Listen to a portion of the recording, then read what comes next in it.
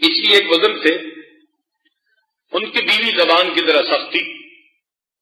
ویسے جو عورتیں زبان کی ذرا سخت ہوتی ہیں، حضرت تھانوی رحمۃ اللہ فرماتے ہیں کہ اکثر وہی عورتیں پاک دامن بھی ہوتی ہیں۔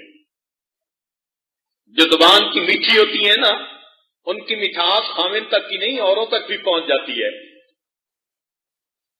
تو فرماتے ہیں کہ جو زبان کی تھوڑی سخت ہوتی ہیں، پاک دامن بھی اکثر وہی ہوتی ہیں۔ کوئی کلیہ نہیں ہے، مگر عام طور پر دیکھا گیا۔ کسی نے کہا کہ حضرت ایسی بدتمیز عورت کو طلاق دے دیں؟ انہوں نے فرمایا کہ دیکھو بھائی، اگر میں اس کو طلاق دے دوں گا تو اس کی پھر دو شکلیں ہوں گی۔ ایک شکل تو یہ کہ یہ مطلقہ بن جائے گی اور کوئی اس سے شادی نہ کرے، تو یہ دکھ کی زندگی گزارے گی اور دکھ کا سبب میں بنوں گا۔ اور دوسرا سب شکل یہ کہ یہ شادی کرے گی تو جو عادت اب ہے وہ پھر بھی رہے گی، تو دوسرے خاوند کا دل دکھائے گی اور اس مسلمان کا دل دکھنے کا سبب بھی میں بنوں گا۔ لہذا میں چاہتا ہوں کہ میں جو برداشت کر رہا ہوں برداشت کروں، میری وجہ سے کسی اور بندے کا دل نہ دکھے۔ طلاق نہیں دیتے تھے۔ اللہ والوں کی سوچ دیکھو کہاں جاتی ہے۔ تو فرمایا کہ جس کی زبان سے اور جس کے ہاتھ سے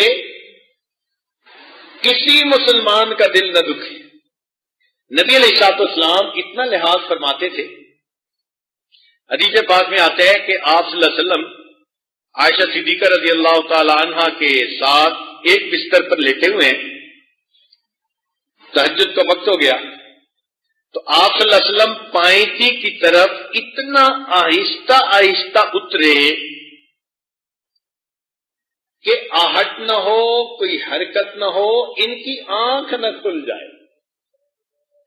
اور پھر نبی علیہ السلام پیدل چلے، ننگے پاؤں چلے کمرے میں، اور پھر جوتے باہر آ کر پہنے اور جنت بقیع چلے گئے۔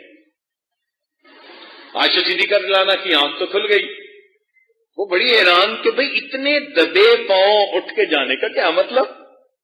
وہ بھی پیچھے سے آئیں تو نبی علیہ السلام جنت بقیع سے واپس آ رہے تھے۔ انہوں نے جب دیکھا کہ اللہ کے نبی واپس آ رہے ہیں، وہ بھی دوڑی اور واپس اپنے کمرے میں آ کے بستر پر لیٹ گئی۔ نبی علیہ السلام تشریف لائے تو آپ نے محسوس کیا کہ تھوڑا سانس پھولا ہوا ہے، دوڑ کے جو آئی تھی۔ فرمایا عائشہ کیا ہوا؟ بتایا کہ میں آپ کے پیچھے گئی تھی۔ کیوں گئی تھی؟ اللہ کے نبی آپ اتنا خاموش اور بڑے دبے انداز سے جو یہاں سے نکل کر گئے، تو فرمایا کہ عائشہ میں نے اس لیے طریقہ اختیار کیا کہ میری وجہ سے تمہاری نیند میں خلل نہ آ جائے۔ اب اندازہ لگائیے، اللہ کے پیارے محبوب صلی اللہ علیہ وسلم فرماتے ہیں میری وجہ سے تمہاری نیند میں خلل نہ آ جائے۔